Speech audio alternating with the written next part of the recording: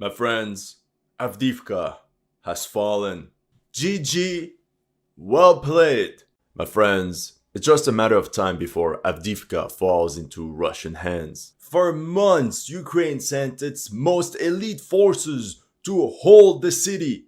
And now all we hear are Russian battle cries all over Avdiivka. Враг будет сожжен! Ура! Ура! Ура! Ура! Ура! Сила! Emotional damage. We all remember this beautiful article from Union. Russians will soon feel the results of Syrskyi's trip to Avdiivka. At exactly 7:32 a.m. on the 17th of February, pro-Ukrainian deep state UA confirmed that the Russian army completed the capture of Avdiivka. Is it just me or everything collapsed so fast? We haven't seen such a military debacle in a long time. In order to escape from the Avdiivka cauldron, we saw entire Ukrainian infantry units simply abandon their combat positions by foot, having to cross 5 kilometers in open terrain. I don't know what to say. Poor guys, honestly. They were just sacrificed because of the terrible decisions of their generals. To avoid detection, these mass movements out of the encirclement were mostly done at night. However, Russian artillery covered this entire sector anyway. And you can imagine the resulting effect of Russian firepower on these exposed columns. And regarding this sudden evacuation, General Tarnavsky wrote the following on his telegram. The exit of personnel from Avdiivka took place in accordance with the plan. We are winning! Yes, the most important units were withdrawn a couple of days ago already. But for all the others, all evidence rather points towards a sudden withdrawal and a run for your life type of vibe. He continues, nevertheless, at the final stage of the operation, under the pressure of the prevailing enemy forces, a number of Ukrainian servicemen were captured. We'll look at exactly how many later in the video. The cope is real though. The Institute of the Study of War claims that the potential capture of Avdiivka would not be operationally significant. Hear from Reuters. What do you mean Ukraine leaves part of Avdiivka? The city's gone. Then they say no strategic win for Russia. Come on, don't bullshit me. Even Wikipedia acknowledged the Russian victory. Hear from the New York Times. Avdiivka, longtime stronghold for Ukraine, falls to Russia. That's because everything we see here started in the early stages of the war in Donbass. On the 30th of July 2014, Ukrainian forces secured Avdiivka from pro-Russian separatists, and the fighting has been raging around the city ever since. On the 8th of February 2017, the famous separatist commander Givi was KIA during a major military operation against Avdiivka. He was very much liked by his men and he was known for his nerves of steel. И вот, вы слышите, в данный момент работает гранат по нам.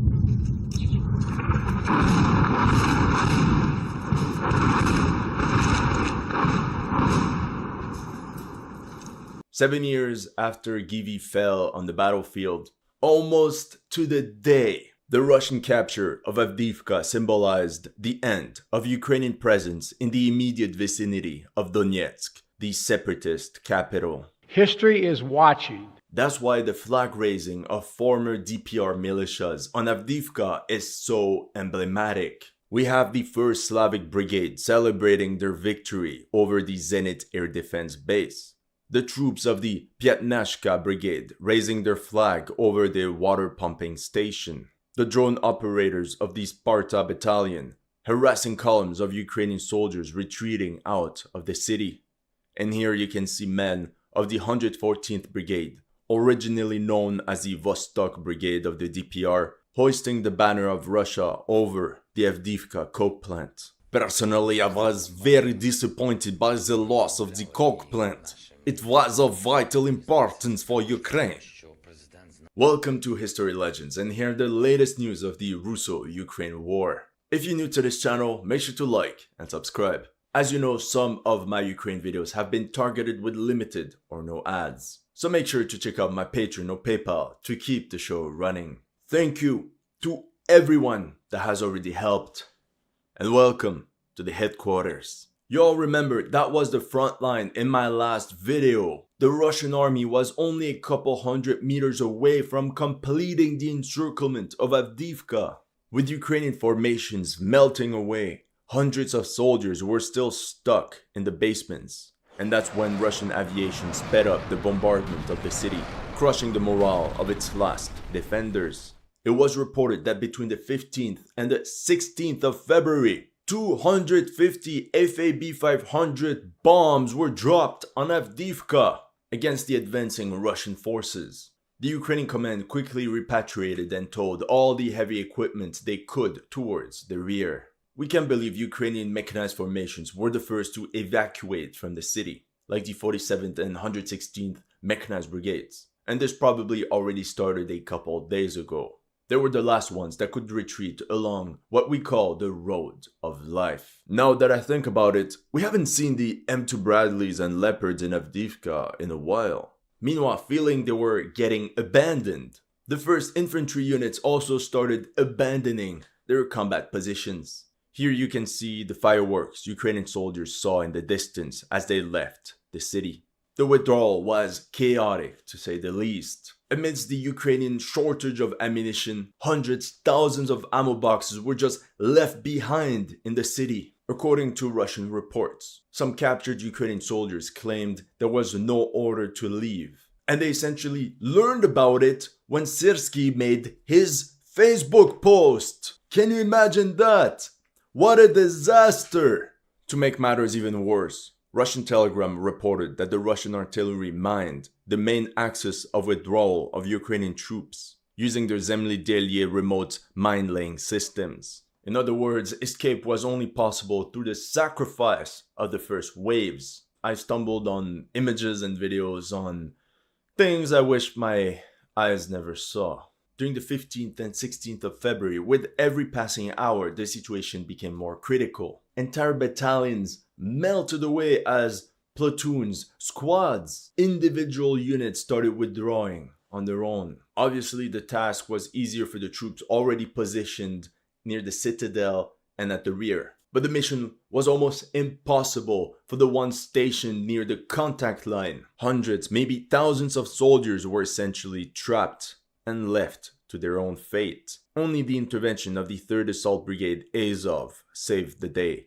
They regrouped the bulk of their forces in the Avdiivka coke plant, as you can see in this video of Azov soldiers in the basement of the Soviet-era factory, where they were essentially immune to Russian artillery shelling. According to this video, we see men of the Wolf platoon of the 2nd Battalion of the 3rd Assault Brigade Azov making a combat sortie. In this one, exiting from a BMP, it's an assault squad of the 3rd Company, 1st Battalion of Azov that stormed buildings occupied by the enemy. From the industrial area, they fought all along this direction to hold long enough for all the other units to withdraw. Without the sacrifice of Azov, we can say that a good 3,000 to 5,000 Ukrainian soldiers would have been trapped. An entire brigade gone. During these deadly firefights, this captain of an Azov company was captured near the train station. To keep it PG, let's just say that many Azov guys left the Avdiivka Discord server during their rescue mission. Here you can literally see them attack the enemy across this field and take up positions in this industrial sector. Some claim that the Azov brigade actually refused to carry out their combat orders, but all evidence shows the exact opposite. I wanted to show you this post, a tragic post. He has not seen life, he has only seen war. 20-year-old fighter Andrei Truhan was KIA while ensuring the withdrawal of troops from Avdiivka.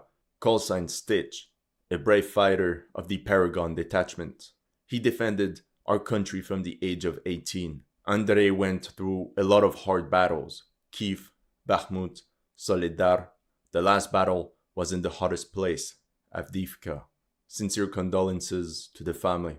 On top of the Azov brigade, This massive retreat was also covered by various units of Ukrainian special forces, just like in Bakhmut. How many times is Ukraine going to go through this same pattern? You cannot wage a battle of attrition when the enemy has 5 times a numerical advantage. In the last hours all over the city, reports mentioned abandoned Ukrainian pockets of resistance, groups that had lost contact with their headquarters and that were now left on their own. We can believe a certain number were captured without even realizing what had happened. And that's when the Avdiivka cauldron quickly started collapsing on itself. Like a domino effect, one by one, Ukrainian positions fell to the advancing tide of Russian soldiers. On the 16th of February, assault detachments of the 35th Separate Guards Motor Rifle Brigade captured the railway station of Avdiivka. Here you can see the video they recorded to immortalize this victory. Где поднят российский флаг, там он опускаться не должен. Цитирую слова российского императора Николая I. Мы, военнослужащие 55-й отдельной гвардейской морской бригады Горной, чтим славные традиции наших отцов и предков. Освобождая Ясиноватовский район города Авдеевка, мы еще раз доказываем, что за правоту наших действий победа будет за нами, враг будет свержен. Ура! Ура! Notice the flag on the left side. That's the regional flag of the Tuvan Autonomous Oblast in Siberia. Many of them are Buddhists, and in this picture you can see some of them celebrate what I think is the Mongolian Lunar New Year. Meanwhile, their comrades of the 55th Brigade raised their battle flags on a Soviet World War II memorial dedicated to the fallen soldiers of the 1943 Battle of Avdiivka. In the south, after capturing Zenit, DPR stormtroopers captured the highway overpass in the Cheburashka district. By the evening of February 16th, it became clear that the Ukrainians had organized a massive withdrawal towards the citadel, as you can see on this map by Deep State UA.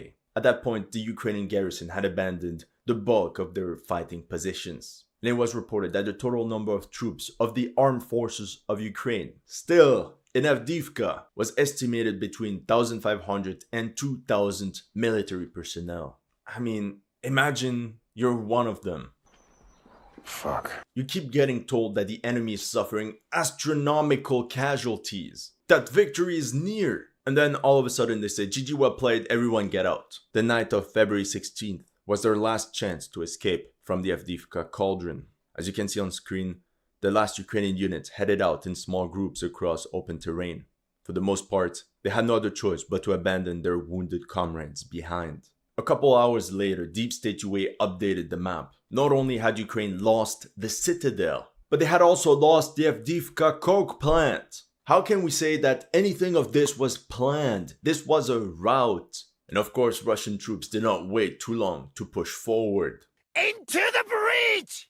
Here you can see Russian riflemen hoisting the white-blue-red flag over the coke plant that they tried to storm head-on in October 2023. In this one we learn that it's the 74th Guards Motor Rifle Brigade that captured the southern part of the sandstone quarry. Сегодня, 17 февраля 2024 года, штурмовиками разведывательного батальона 74-й гвардейской бригады был освобожден населенный пункт Авдеевка. Пользуясь случаем, хотим передать пламенный привет нашим землякам. Казань, Шира, Аргаск, Новосибирск, Омск, Черепаново, Татарстан, Казань, Ханты-Мансийск и Красноярск. Surprisingly, a lot of the Russian troops that stormed Avdiivka were from Siberia, just like during the Battle of Stalingrad.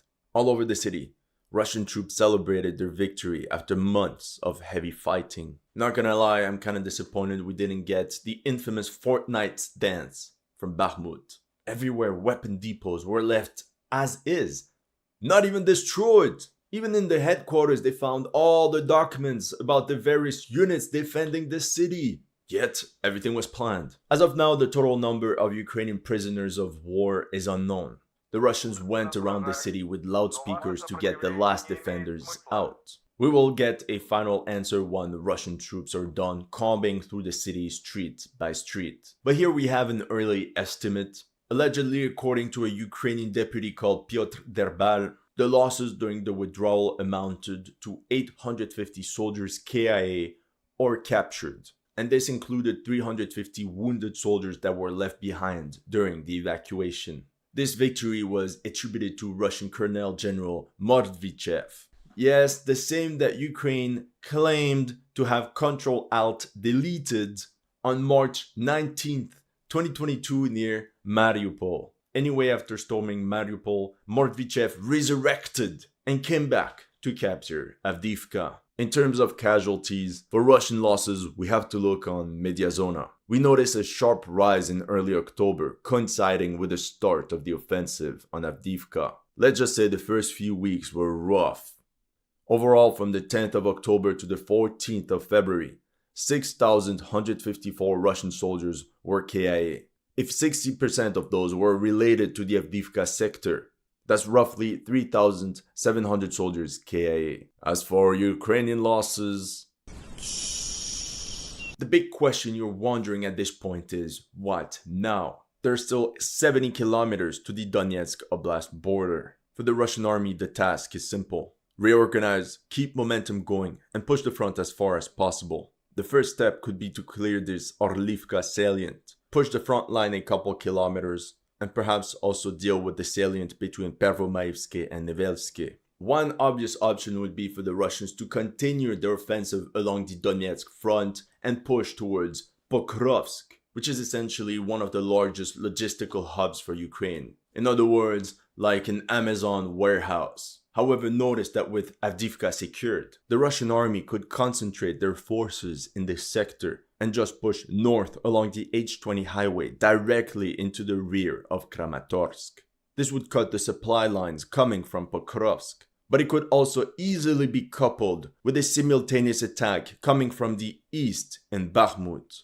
Thus the Russians would take the city into a pincer. As for Ukraine, the mood is pretty gloomy. Morale is down. Abrams tanks were seen moving towards the front line, and infantry units are already digging in and preparing new defensive positions. Meanwhile, the Ukrainian Minister of Defense said that the lessons learned from Avdiivka are: 1. They need more air defense, 2. More artillery shells, and 3. More fortifications. Nothing was said about better tactical or operational skills, but by looking at this, it becomes clear that for 2024, Ukraine has not planned any offensive operations and will thus remain on strategic defense all along the front line. There were also rumors that General Syrskyi began complaining, just like Zaluzhny, about the lack of support for the army by the Ukrainian society, both in terms of economic output and manpower. That's all I have for you today. Let me know in the comment section what you thought of my analysis. If you're new to this channel, make sure to like and subscribe. And if you want to support my work, make sure to check out my Patreon or PayPal. The link is in the description below.